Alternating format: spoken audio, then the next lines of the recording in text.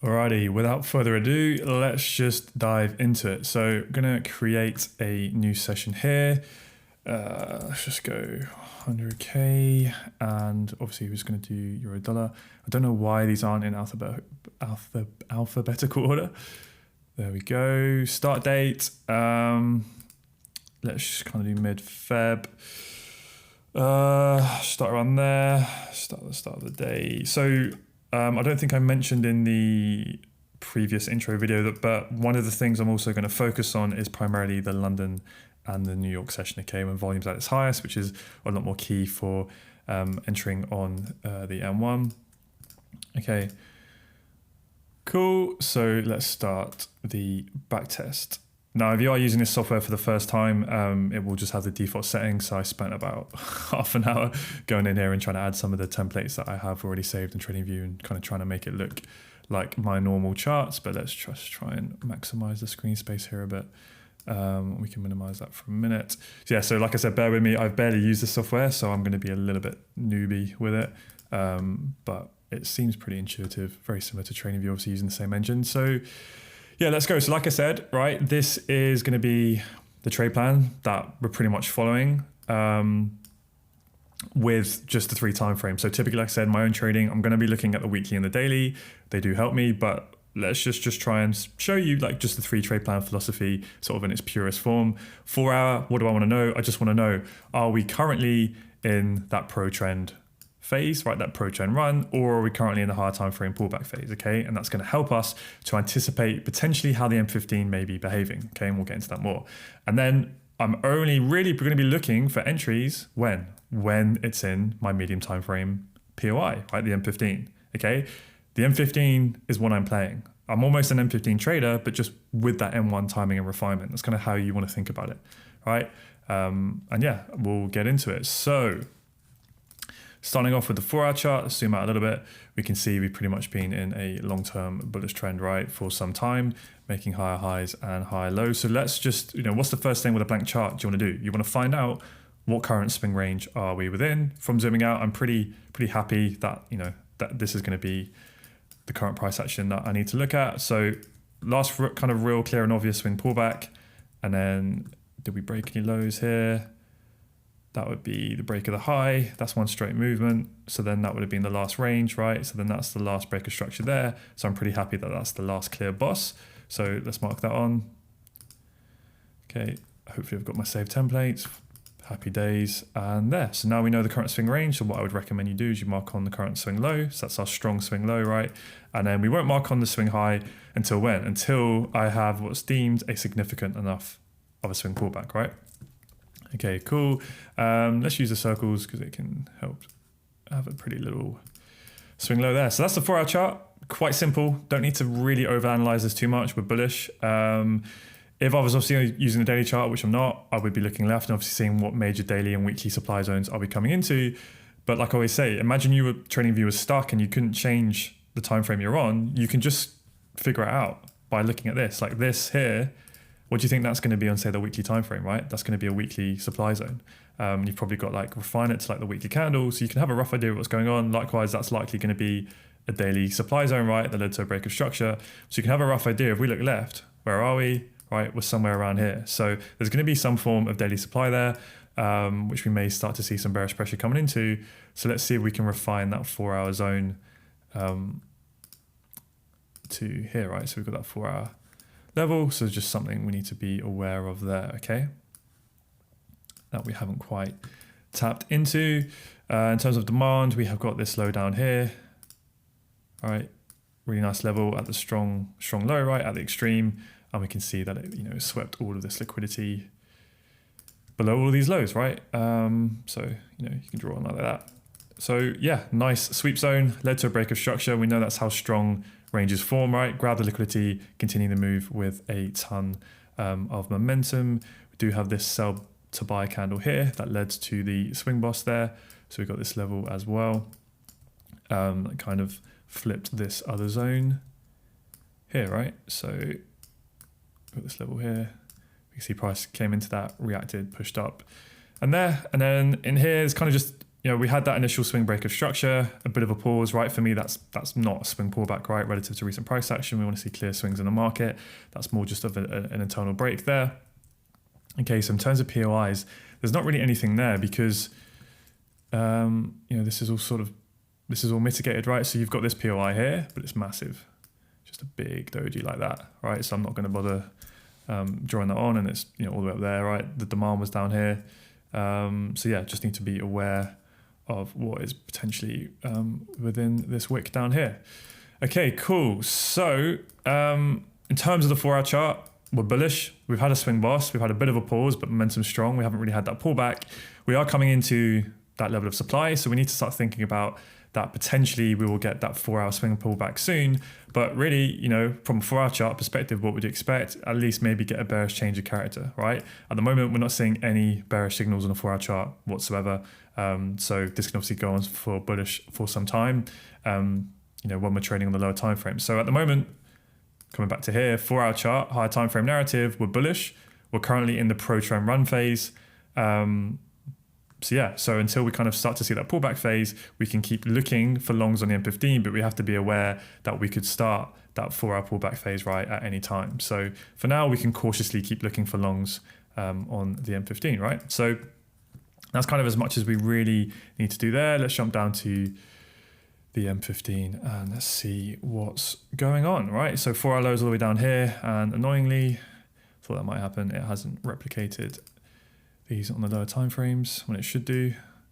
TradingView loves to be glitchy like that, but sometimes when I re-click the template, it magically appears on the time frames below. So let's have a look if it's now done that. Okay, cool. Now we've got them appearing. Happy days, right? So these are all these 4-hour levels, but we don't need to really worry about these too much for now. Let's just focus on where we are within the M15, so we can see, obviously, in this horrible range for quite some time. We've initiated out of that range, had a pretty sizable pullback, and another movement there to the upside. So that for me is definitely a swing boss on the M15, right? So remember, every time you go to a new time frame, just almost ignore the analysis you've done on the previous time frame for now in your mind, and just treat this time frame on its own as you're mapping it out. So again, what's the first thing we do? We want to know what current swing range are we playing within, right? That was our last swing break of structure. Where was the lowest point that took out the high after it was printed? It's down here, right? So this becomes our new M15 swing low. So we can put that as our strong, right? And then we can put this up here. Well, we haven't had a swing pullback yet, have we? So this is a little bit of a pullback. It's not really that convincing yet, just yet. It's more of an internal pullback. So I'll be looking to see if we can get an IBOS of that high potentially, right? That would be the current internal high if you want to map it on. So M15, just go back to the 4-hour chart quickly, make sure this appears on the right time frame. And then I'm going to save that quickly. Cool. So 4-hour bullish, M15, we are also bullish. We have had an M15 break of structure, so we have to start thinking that that M15 pullback can kick in at any moment. We haven't had an M15 shock, right?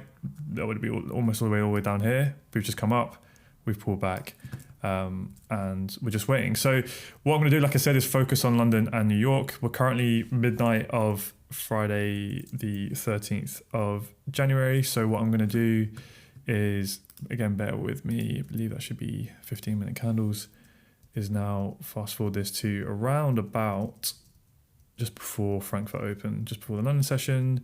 So around 6:30 a.m. GMT, which brings us to about here, okay? So when I get to my desk, start of a new day before the London session, what do I want to do? I want to reanalyze what's happened over Asia. So as we can see, we pull back, didn't really pull back that far. We've then come up and we've taken that high here. So we failed to close above it. So we haven't had an IBOS, we've had an M15 liquidity sweep. So as you can see, we've swept the external range liquidity behind that internal high there. We've then had a bearish change of character, right, as we've taken that low.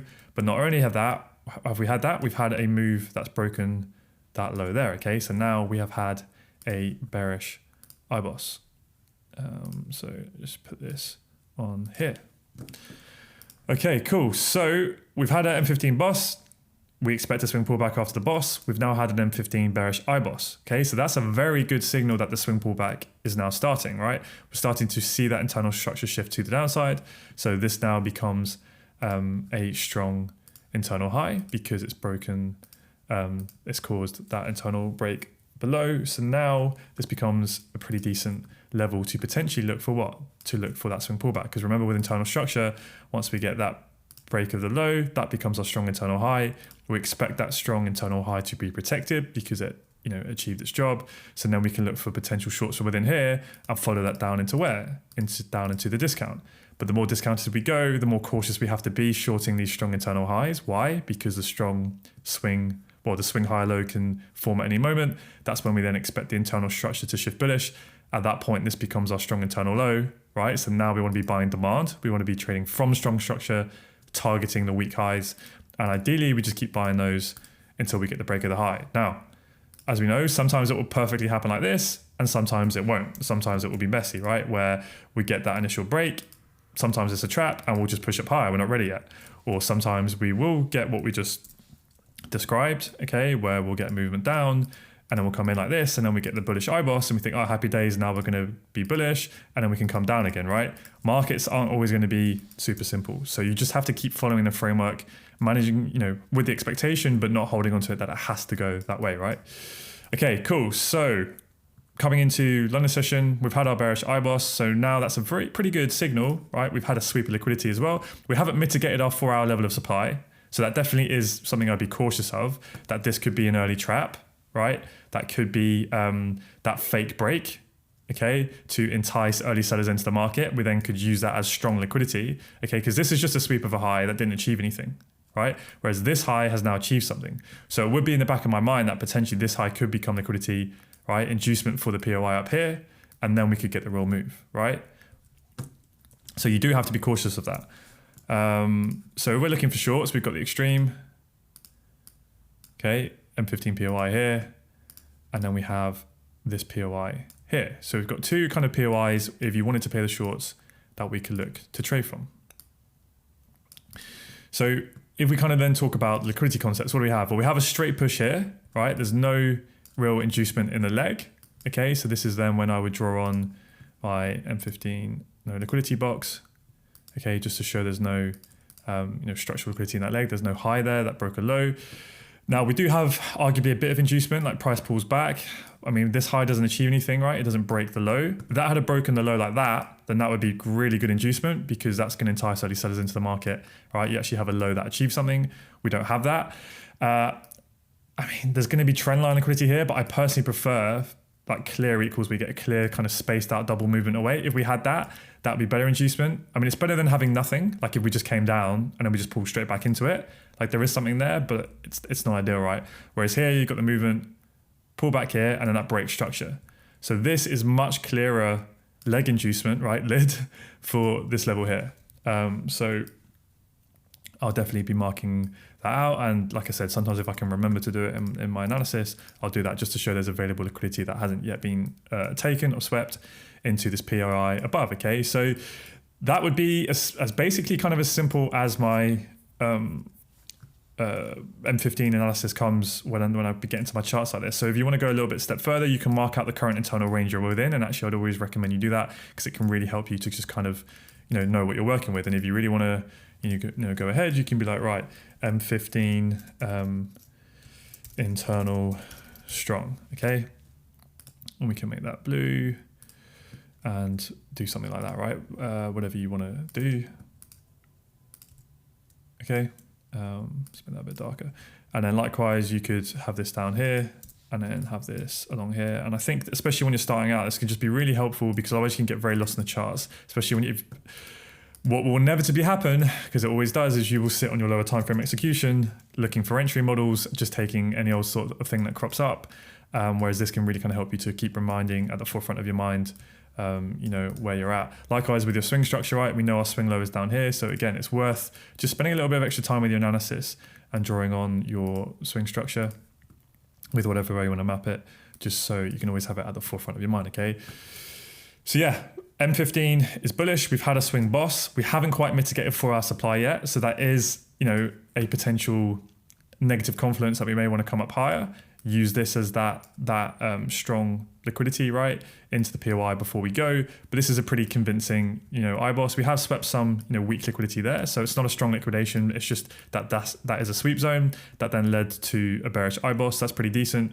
And we've got 2 POIs within this M15 internal range. First one doesn't really have any inducement in the leg. This is better than nothing, but it's not super convincing. Whereas this is that nice high that led to a boss sitting in front of our POI, and obviously this one is at the extreme, it's at the strong high. So if you're only going to trade one POI, this is always going to be better than this one, because if we're wrong and we take a short here and price goes higher, well then, we've only, really in theory, probably only lost one trade. Whereas if you try and attack it here and you try and attack it here and maybe a few entries, right, and then we were wrong anyway, then you can take a few more losses. So it's just about weighing up how aggressive you want to be.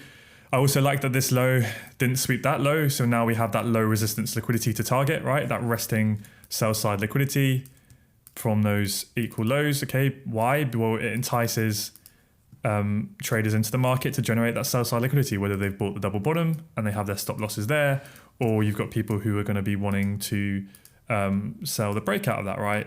If they see that potentially as, impulse, correction, bear flag, impulse, they may want to get tagged into that position. So either way, equal lows like that are going to generate sell-side liquidity that price may want to target, right? So that's the M15. Hopefully I've kind of made that clear of kind of the immediate bias for the session. In terms of, the more ideal trade, what we're going to be looking for? We're going to be looking for price to pull back into the M15 discount and look for that continuation, right? Trading in line with the 4-hour, trading in line with the M15 swing, and looking for that higher low. In terms of POIs, this is big candles, right? Messy candles, and that's from, I'm going to take a big guess that's a news announcement or an informed guess. I'm pretty sure that was high impact news. So when that often happens, you can get these big candles. So in terms of POIs, it's not super clear. We obviously have this sell candle before the buy. Yes, the next candle doesn't engulf above it, but then none of them really do until all the way up here. So you could technically do that, but that doesn't really make a lot of sense to me. It's kind of just halfway up the leg. So I'm going to read between the lines and just take that candle there, right? It's quite a big zone. So I wouldn't just trade the M1 necessarily as soon as it comes into it. I'd probably wait for a fair bit more development, because yeah, that's a pretty damn big zone, right? But that'd be one we could keep an eye on. We do also have this zone here as well. Okay, again, it is a bullish candle before a bullish candle, but if you look closely, see how there was actually a fractal break within there, and that candle fails to break the previous candle's high. So we do have a pullback that led to that break there. So it's just something to keep an eye on. Doesn't sweep liquidity.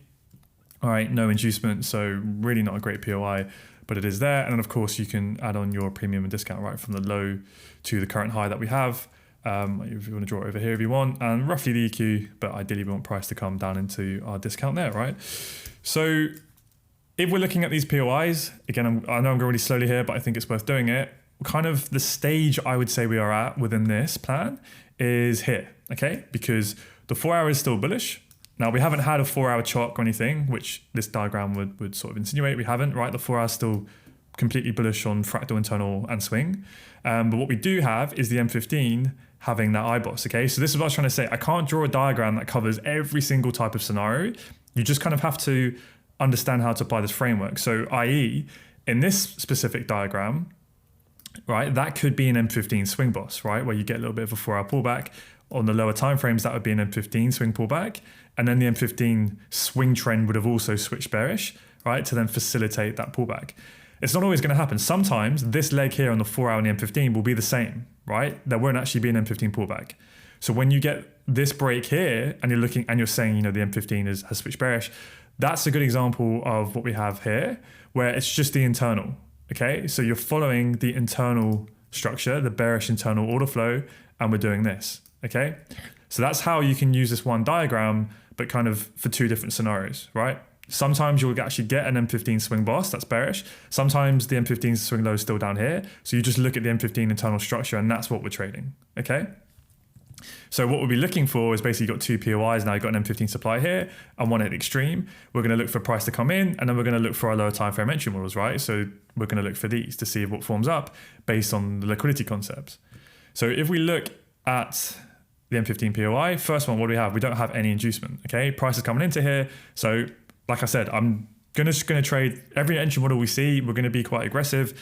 It's not necessarily saying you should definitely take this or want to. We're just going to look for every entry model that sets up, okay, and talk through it, and talk through the probabilities, talk through the confluence, and learn it like that. So first M15 POI, no inducement in the leg. So if we look at our entry models, we can't look at this one, right? Because that's when we do have inducement in the leg for the POI. We're within one of these, right? Where there's no inducement in the leg, okay? I'll do Alt and I, and I can flip it for you if it helps to see, right? So no inducement for the supply. So some of these entry models we're going to be looking for, okay? So let me jump down to the M1 and let's see how this develops as we come into Frankfurt Open, okay? Now what you can do as well is you can look within your M15 POIs on say the M1 or maybe the M5, and you can look for kind of refined M1 POIs within it, because sometimes what you'll get is you get like a movement down here, maybe like an M1 flip, right? That trades off this level here, that sweeps liquidity and then a movement down. So that could be like a nice refined M1 level, right? And sometimes if I remember and I'm doing my job properly, I'll go in and look for that level.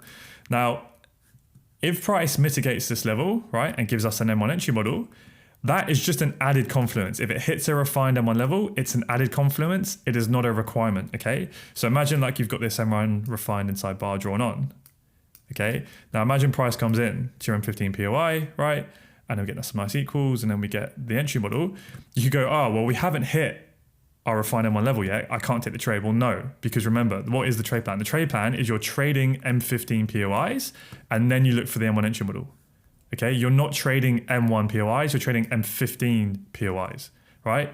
So, where were we?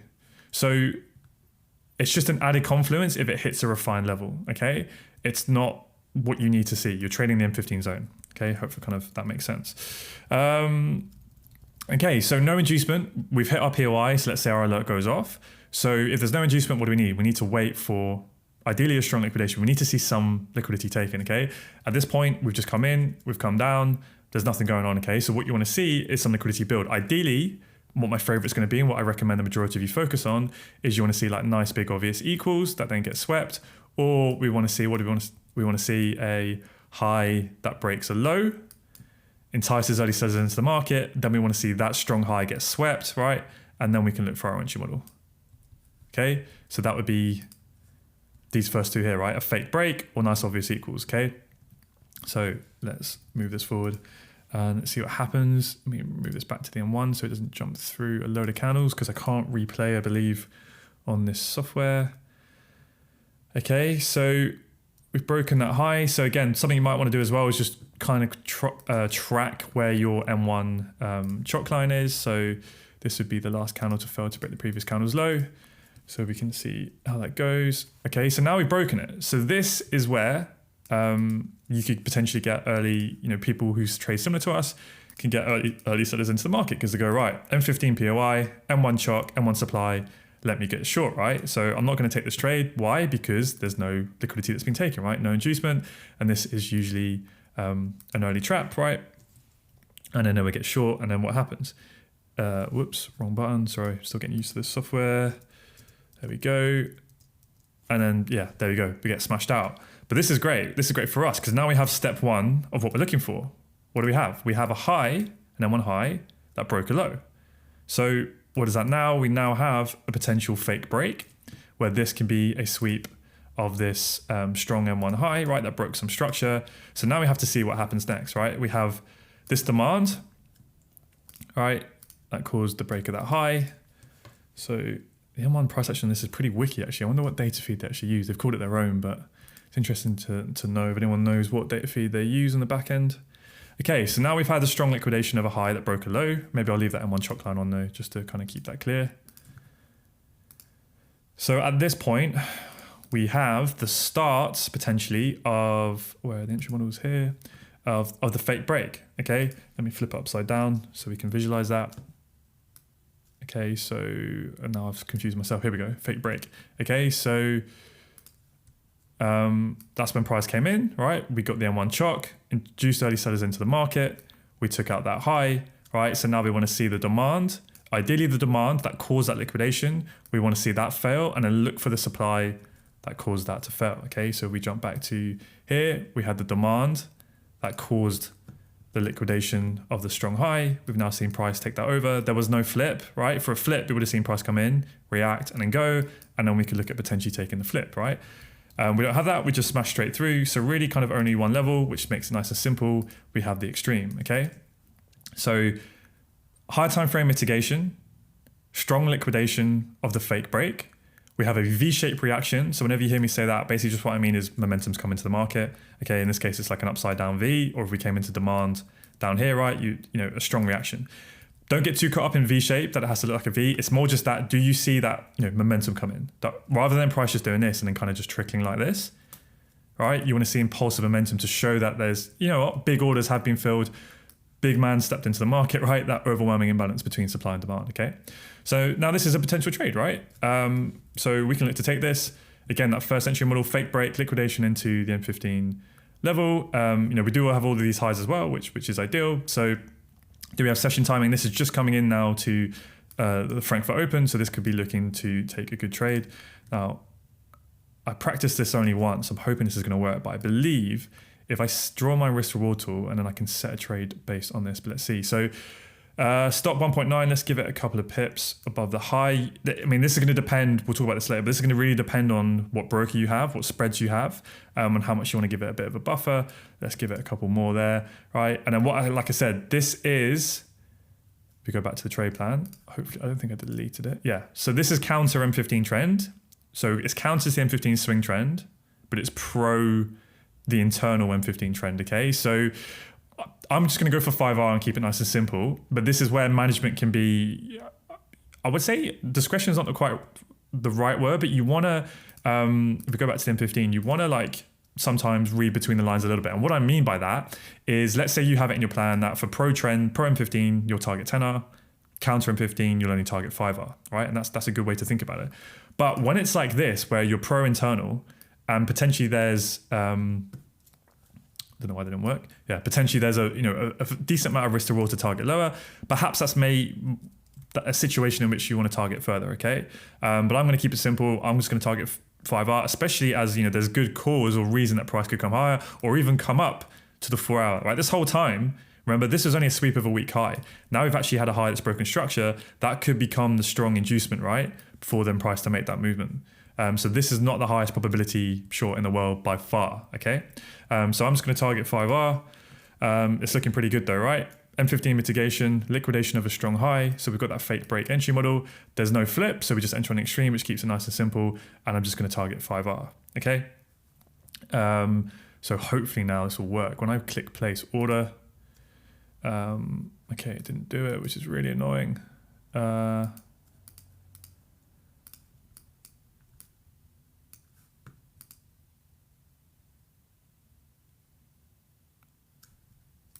Okay, so I think you have to click the risk reward tool and then click place order, and that seems to be how it works. So risk 1%, I believe, let me just double check it's using the right numbers. Yeah, 1489, take profit, 379, stop loss 511. Yep, we want to sell, and it's a sell limit. So I'm hoping now that should place the order. Click save. Okay, cool, so we have the trade on. So let's play this forward, candle by candle, and see what happens. Okay, that's annoying.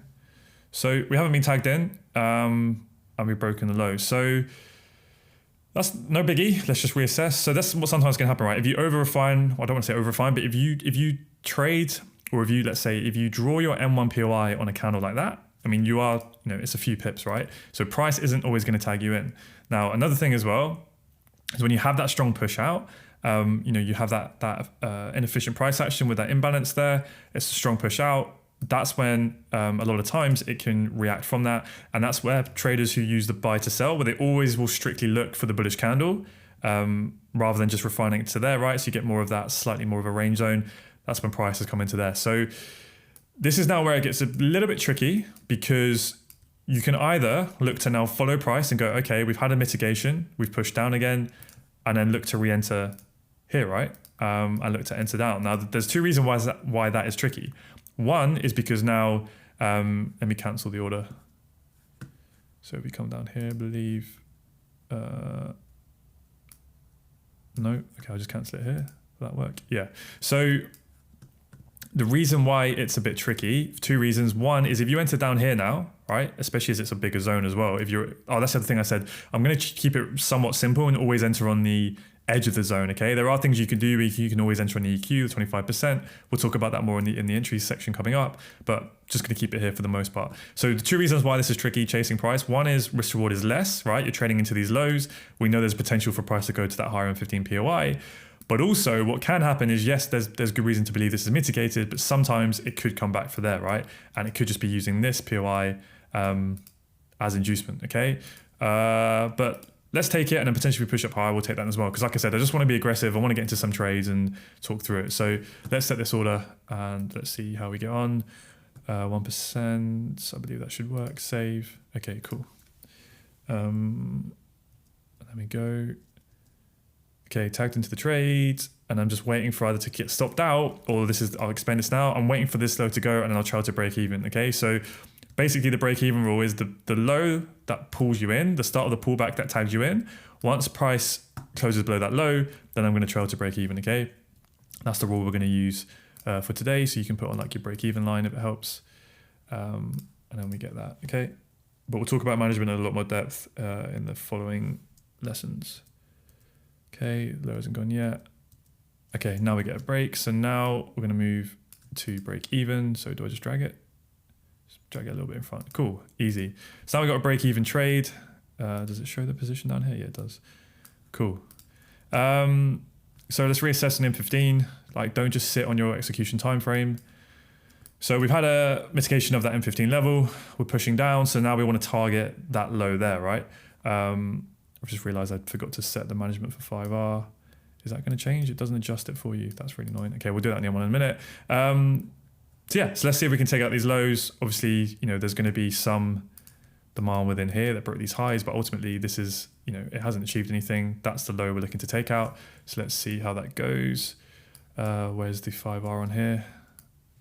That would be down here. So it's a little bit past the lows, which isn't ideal. And that's what I mean by chasing, prices a little bit lower down. Really kind of want to hit your 5R before it sweeps that level, because we know as it can tap into the sell side liquidity below there, we can get that pullback, right? And then you can end up giving your profits back to the market. So let's adjust this to where that 5R line is, and let's see how this goes. Okay, messing around. I wouldn't be looking for any scanners at this point, especially now as we're rejecting off these lows. Let's see if we can reject the supply right in here. No need to close the trade early. Just let it play out. Let your risk to reward play out. Okay, and then we're out for break even. So no biggie. It's always the risk of when you're entering lower down. But hopefully you guys can see the logic behind that, right? So again, super quick recap. M15 swing is bullish. Okay, we are looking to play the M15 swing pullback phase. We know the higher time frames are super bullish as well as a 4-hour chart. We saw a sweep of liquidity, which was nice. Yes, it's not a strong liquidation. It's just a sweep of that high, but it's better than nothing, right? We then get the IBOS, the break of that low. So this becomes our bearish internal range that we're trading within. Okay, we looked at two POIs. We know the higher one is going to be more ideal, but still happy to trade from it either. In this case, this had no inducement, so we waited for a strong liquidation on the M1, and then we looked to take entries trying to target that low for a quick move, but it looks like these lows are holding at the moment. So potentially now this high is going to be weak because it's tried to take out this low and hasn't. We don't know for sure, but it's not looking too good that high now. So let's see what happens. Next, we may get a deeper mitigation of this zone. We know we've got a refining one level in there as well, which price may want to come to. So let's play this forward a little bit. Okay, so yeah, there's nothing really here. Like we've just left now these obvious equals as well. Oh, we've just swept that high actually. Break of that low, but yeah, it's this high for me has failed to take out the low, right? So I'm not really too keen to trade from it now. And also when you see like big volatile price action like that, like compared to here, like I'm not going to enter on that. A lot of the times these just end up not being that they either fail or like you can't get the risk to reward. There's no risk to reward to target these lows here. This is just messy and range bound now. So yeah, I'm just going to be patient. This is, yeah, and then that high goes. Okay, so now again, you've got a strong liquidation because this high here has broken the low, right? So we get inducing sellers into the market. We've got a break of a high here, but don't just sit on the M1, reassess how do the hard time frames look. Yeah, it's not great, is it? Because we've now had a reaction from M15 supply. That reaction's failed to do its job, and now we've broken above this high. We've got 4 minutes until the candle closes, but if that M15 candle closes above, what do we now have? We would now have an M15 failed reaction from supply, and technically from the top of this reaction to the bottom reaction, you now have demand, okay? So that's not to say that this M15 zone won't hold and won't play out, but it's not looking too good, right? We've had a proper mitigation of it that's tried, and now we've broken up higher. So if this candle closes here, you've now got demand, right? So it's not looking too great. Let's kind of see if anything shapes up on the M1 anyway. As we come into London Open, already have London Open. It's now 8:10. Oh yeah, we've blasted straight up through it. Okay, cool. So that's done. So again, reassess. Don't be sitting on your execution time frame. You want to be sitting on your mid time frame and higher time frame, right? They're the ones that you want to have on your right. I'll tell you what we can do. Can we do split screen? That would be way better, wouldn't it? Awesome. Okay. So can we drag this across? Oh, it won't let me resize the windows. That's annoying. Okay, we'll go M1 here. So we can see how these are developing at the same time. Might be a bit quicker. Okay, so let's reassess, right? What's this POI? I'm going to zoom in, okay? This one seems to have deleted my thing, but we have inducement here, okay? So inducement for the POI, and it's the extreme. So if we look at our entry models, this is where, right? I know I flipped upside down, so it's a little bit confusing, but this is where we have inducement for the POI. So this is technically where we could look at for that entry model, right? Where price comes up and it sweeps the liquidity, it uses that liquidity as it comes into the POI, right? So that orange line, if we're looking at our execution time frame, would be here, right? It's a sweep of this high. And then ideally you want to see the demand that causes that liquidation fail. So then we know that we're actually, order flows shifting in our favor, and ideally look for the entry that caused then that zone to fail, ideally, right? Sometimes that's not always going to happen, and we'll get an entry up here. And that's when, potentially we can try and look for one of these entry models just for us to be sure that we are using that available liquidity, okay? Again, you could go in here, look for your refined M1 levels, right? Just to give you a bit more confidence if price mitigates one of these levels and then you see an entry, but it's not a criteria, it's just an added confidence, okay? Price does not have to hit this. We're trading the M15 POI, we're not trading the M1 refined POI, okay? Unless that's in your plan, but that's not in the plan that we're looking at or what I use. Okay, let me go back to split screen layout.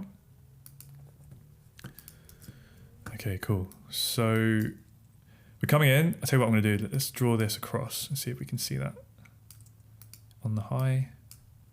Does that show on the M1? Yes, it does. Okay, so that's that M1, that M15 high now getting liquidated, right? That was a high that broke a low. So now we have early sellers now getting liquidated. Let's draw on the M1 demand that caused the break of that high, right? So ideally, we want to see that go to really kind of show you that like supply is regaining control. Let's play this forward slowly, see what happens. Okay, so we've reacted from the demands, bit of a subtle one to see, but you see, let's see what happens next before I kind of spend time talking about it. Okay, yeah, so price has come into the demand that caused, I keep pressing the wrong button. Price has come into the M1 demand that caused the liquidation of that M15 high, right? So we've come in, we've reacted. This is quite subtle, this one, right? But we failed to break that high, and then we've pushed down. So we now technically have an M1 flip.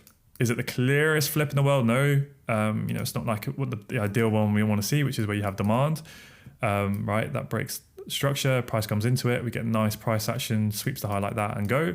No, but it is valid. It meets the minimum criteria. And this is what I mean about like price action is always going to look different, and every setup does. And sometimes it's when you need experience to read between the lines a little bit and go, does it meet the actual definition of a flip? Yeah, we come into demand, we've reacted, failed to put in a higher high and moved to the downside. Okay, so it's not the clearest flip in the world. I'd much prefer it when it's a lot more well developed, but it's there, right? That is technically a flip that broke the demand. Okay, so we have the liquidation of the high, we have the liquidation into the medium time frame mitigation, right? The M15 mitigation. The demand that caused the liquidation has now failed, right, on the M1, and we flipped it, okay? So that, for me, meets the criteria, or not for me, it does. There's no sort of subjectivity about that, of this, right? Where we have that liquidating that high, which is this line to the left, because this is the lower time frame, remember? We looked at the demands that caused that liquidation into the mitigation. That demand has now failed, and now we have a supply that flipped it. So that's a perfect example of this, okay? So let's take an entry on that. And see what happens. So again, counter trend. So just going to do 5R. And like I said, I'm just going to enter on the edge of the zone. Let's go to 5 pips. You can obviously enter within there to improve your risk reward, right? Let's see. Ideally 5R would be at that low, which it isn't. But what's good is we're entering potentially, if this is going to be the trade idea that we want it to be, well then, we've got a lot of room to target down to the discount, right, of M15, of the M15 swing range, right? It's not like we're trying to trade the, if we had the internal structure down here, right, and we were trying to trade this move down here, I'm going to want a lot more risk reward on my side, because at any moment now we're in the M15 swing discount and that could be happening. But when you're trading the start of the pullback up here, you've got a lot more risk reward, right? Okay, cool. So that's the trade. So if I click on the tool and click place order, it should work. Quick sense check 538, 588. That seems like it's right. Okay, and we've targeted, not quite target 5R. So let me just do it properly. Cool, 5R there. Let's go, place order. That didn't work, okay. It's done it up there.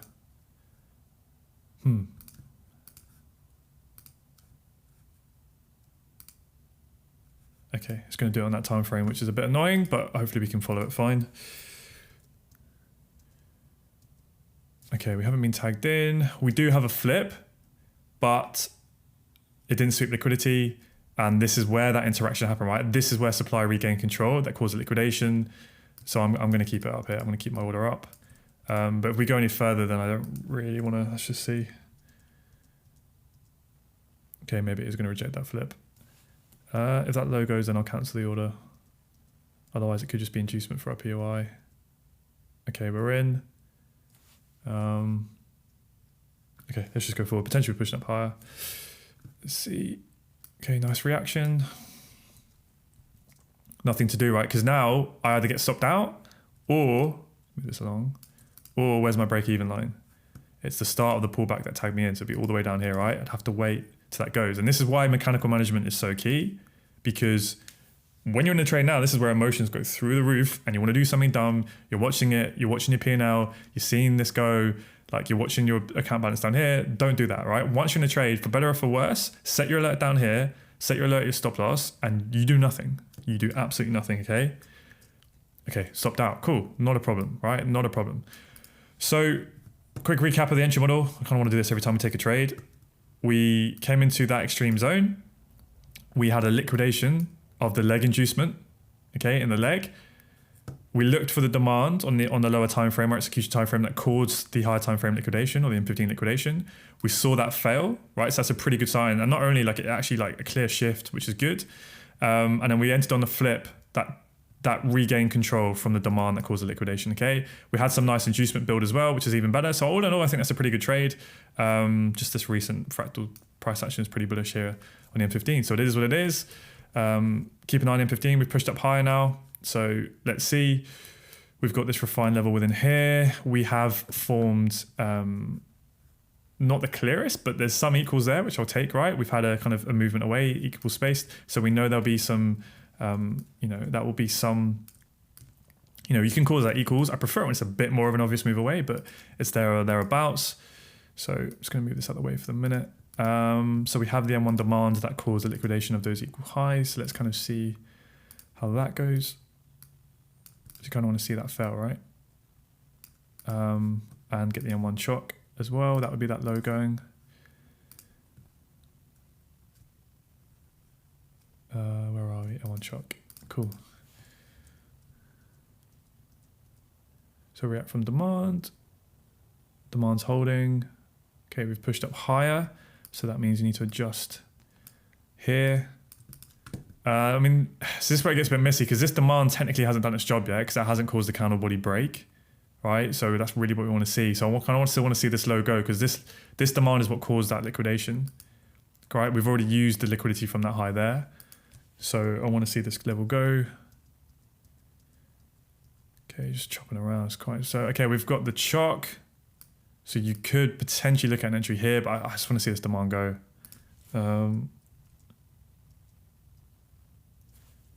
So this is where it gets a bit tricky, right? Because that's the demand, right? We've got that inside bar, haven't quite taken that. So it depends on how kind of, I'd want to just see that logo, right? That's clear where the demand is. so I won't be too sure. Okay, now it's gone. So we mitigated this, right? If we take the buy before the sell. So we've got the refine mitigation, liquidation of the equal highs. The demand that caused the liquidation has now gone, so that gives me a lot more confidence now that supply is regaining control. We've seen this now hold as well. So not only has demand fell, but supply is held, right? So it's a really good sign that supply is taking control. And we've now flipped the level, right? We've flipped the demand that caused the liquidation of those equal highs. So if we go back to the entry model, we have equals, right? We've got the equals, we've got the demand that caused the liquidation, and we've now seen that fail. So now we can enter on the flip. And what's even better is the scenario we're looking at, right? Is there was an extreme supply here.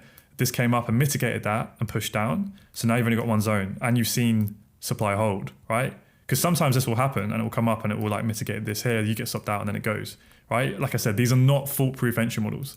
They're just a way for you to be mechanical and know if this happens, then I do that, right? Rather than what if, which one do I take? And you're always hesitating.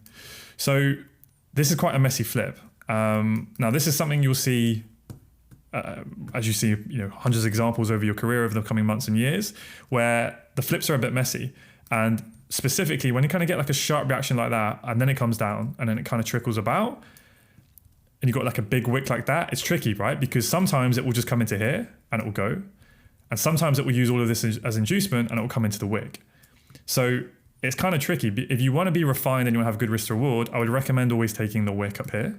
Okay, because then you've got your stop loss protected behind the top of the flip, the top of the reaction. But if you want to make sure that you get tied into more trades, then you're probably going to want to take sort of all of it, but you're still going to want your stop loss be behind the high. You may want to be a bit more aggressive and just put your stop loss here, but it's pretty risky because it's hard to know. So I don't want to take that whole range right from the lower of the reaction to the top of the reaction because that's a massive POI. So like I said, you can either refine it to the wick, or what I'm going to do here is I'm just going to take the middle ground and I'm going to take the 50% of that range, right? The EQ of that range. So from the lower of the reaction to the top of the reaction, just use the parallel channel here. You can get that over here. Okay, and then just do the settings whereby you just basically have it show in the middle and in the background really transparent. It just shows the 50% of the range, right? It's just a way, again, we'll talk about this in entries, but a way you can help refine your entries a little bit. Hopefully now we should be, give that a few pips, be able to get 5R. Yeah, we can to the low. So, some of you may want to target that equal lows, right, at the weak internal low, but I'm going to be consistent, right? 5R a day keeps the job away and all that fun stuff. So yeah, maybe should I delete these risk reward tools to try and keep it clean up, or we'll just leave them there so we can maybe review it afterwards. But yeah, so again, what do we have? Mitigation of our strong M15 internal high, okay? We try to play the initial liquidation of that leg inducement. Okay, here we got stopped out, not a problem. We just regenerated more sell side liquidity for this movement here, right? We had those equals which form then. So now we've got a new entry model, right? That's what you want to see form. So now we're trading the liquidation of those equals. We came into that demand. That demand has now failed. It's flipped to supply. Pretty messy flip here, but I'm going to refine it a little bit to the EQ. So hopefully we get tagged in, and then just going to keep it simple with 5R target. Okay. Now, just realize, right, there's M15 demand here technically, okay? So this M15 demand, has caused the break of that high. And like you can see as well, there was that inside bar down here that caused the break of this high, right? So you see how you kind of get the internal with internal, it starts to get a bit messy, right? You've got to break at that high, price came in, mitigated that demand, right? We pushed up, we pulled back, come up, and now where we are is we've got this fresh demand here. So price could easily go up because the fractal structure is still bullish. So this is where you can get analysis paralysis. This is something that I suffer from. It's hard, probably every trader does, where you start seeing things everywhere and there's always a reason to not take a trade, okay? So if you think of reasons not to take a trade, the obvious ones are, well, we're super bullish on the 4-hour, the M15 swings bullish. We haven't mitigated our 4-hour supply just yet, right? We haven't had a strong M15 kind of, that wasn't really a strong liquidation. That could be the break of the low to sweep that high. And then we go, the fractal structure is now bullish as well within here, right? So we could just mitigate this and go higher. But this is where you have to weigh up the risk reward. You're not always going to have the perfect trade. We've now come up into basically the last level that's going to have to hold if this is going to be the movement that has that pullback. So we've had a pretty damn clean M1 entry model there. at some point you're going to have to trade against stuff. You're not always going to have the stars aligned, right? And that's where trading is really, really hard.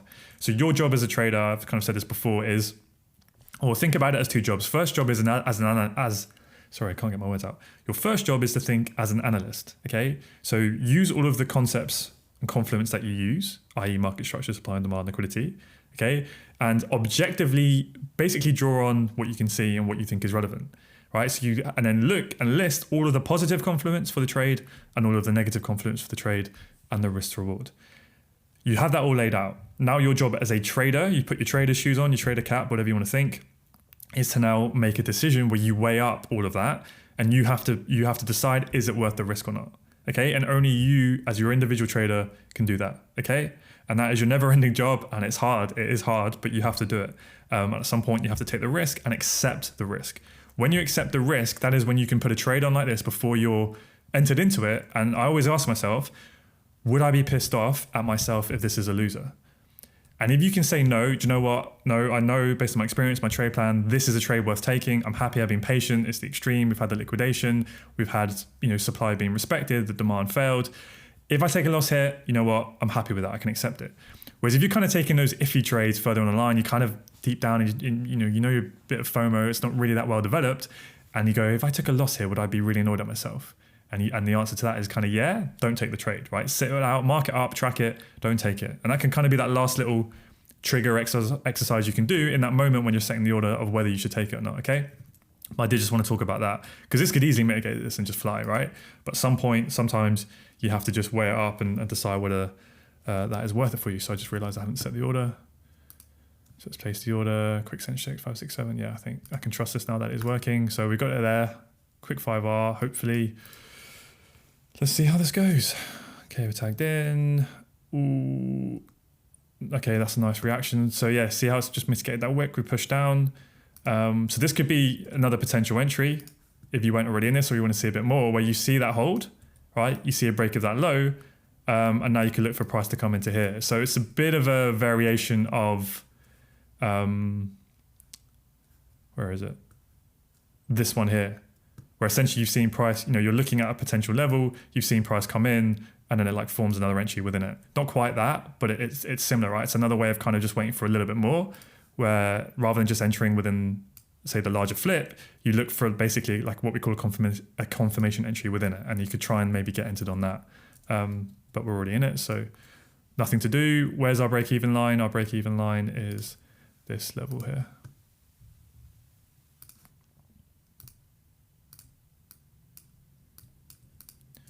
Okay, cool. So move to break even, stop loss goes just in front. Okay, so now I do nothing. Now it's 5R or break even, just nothing.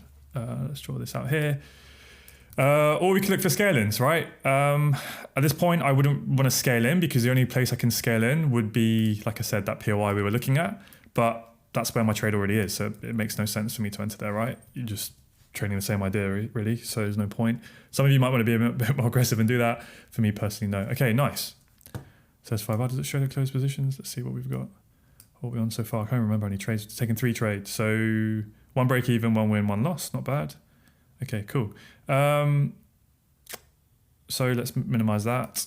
Reassess M15. What have we done? We've had a now strong mitigation of that level. We've got this level here. So we've had a bearish M15 change of character. And we have flipped this level here. Okay, so now you have your M15 supply there. So that could be a potential POI to now look for entries from within. So let's see how that develops. Wait for price to mitigate it. All right, so now we had a mitigation. So again, ask yourself, is there any inducement in the leg for the POI? No, right? We have, I thought that might not work. We have a straight push, all right? No liquidity, and we've come in. So what do we need to wait for? We need to wait for pullback inducement to be built, right? We need to wait for liquidity to be built and taken to the right. So far we've done nothing. We're just moving up and down, up and down, up and down. So let's play this forward a little bit. Keep moving up. Okay, had a bearish chock in here, but no liquidation, right? So let's see that low This high has broken the low, it's subtle. So if this high can get swept, what would that be? That would be a break of the low. So technically a strong high, right? If we get a liquidation of that, then we get the movement, then we can look for that entry potentially. Now, what I will say about strong liquidations, and this is where, again, a little bit of subjectivity comes in, is it's like, okay, technically that high, I'll zoom in a little bit, right, subtle, has caused a shock. So technically we've broken some structure, but it's like, how strong is that really? Like all we've kind of really done is trickled up and come back. So if we do that, it's like, is that really a strong liquidation? Well, by the true definition, if you can use chalk as for that, then yes. So this is where, you know, you may want to build some rules or just read between the lines a little bit, depending on how much you like the overall setup. You know, have we mitigated a refined level? Where are we within structure?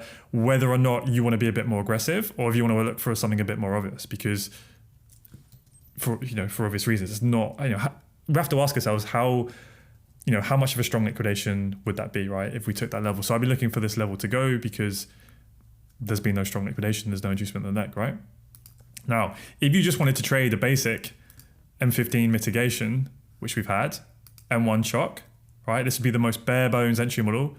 Then, you know, that would be your entry. But this is where we saw, remember back here, that's when you take those early losses where we just had an M15 mitigation, we had an M1 shock, that was your entry. Depending on how tight your stop loss was, you would have been stopped out. And then you get the strong liquidation and then we get the movement. And that's what we're waiting for, right? So that's what I want to see. I want to see that high go, right? The demand that causes the high to go, get flipped, right? And then ideally we can enter on there and then happy days, okay? So let's wait for that. Okay, so we're building some nice equals. Let's see if we can get that high to go. No, okay, cool. So this is a good example where it can just play out, right? No inducement in the leg, no strong liquidation. There's nothing here. Trading into the low, and now we've taken, or we're about to take the internal low, it seems. So yeah, so what I'll say about that is a couple things. One, you are going to have to get very comfortable with the idea that trades will go, I don't like saying without you because that means you're entitled to catch a position, but there will be entries that will occur that you can read and you can see, and then they'll play out, but they're not part of your plan. They're not part of the entry models that you were using, right? And you have to get very, very comfortable with that, because if you see that play out, you're going to have recency bias. And then the next one that sets up where there's no strong liquidation and there's no inducement, you're going to take it and you're probably going to take a loss and you're breaking your rules. That's the break even dance. That's how people aren't disciplined to stick to what they know they should be doing over a large sample size of trades. Now, if you see this keep playing out and you see over time that actually you have an edge trading this, then of course that's what journaling's for, and then you should change your rules. But you have to be very comfortable with seeing that, okay, and just accepting it and not getting annoyed and changing your rules every time, you know, one little thing happens, okay? Now, the other thing I'll say is perhaps when you have everything sort of aligned, where like, you know, we've had the pullback to the extreme, we've now got the fractal structure shifting, we've already had the liquidation up here, we've had a nice flip and we've come in, like there's nowhere else really for it to go. If this is going to continue, then perhaps you may want to be a bit more aggressive and now not wait for a strong liquidation, okay? But I would recommend that you do. I recommend you just keep resetting for every M15 POI or whatever your medium time frame is, reset each time and just ask yourself the same question. Is there inducement? No, okay, I need it. You know, if there's no leg inducement on the M15, then I need it to be built on the right on the lower time frame, right? That's how you be consistent. Okay, cool. That was my rant. This has gone on for way longer than I anticipated. So we're going to speed this up a little bit. I wanted to do a full day, but we've kind of come to the end of London now, okay? So let's see if we can get a break of that low, and let's start to look to see if we can try and capture the high lows down here for New York. So do you know what I'm going to do? I'm going to pause the video and break it up, and then we'll do it in the next one.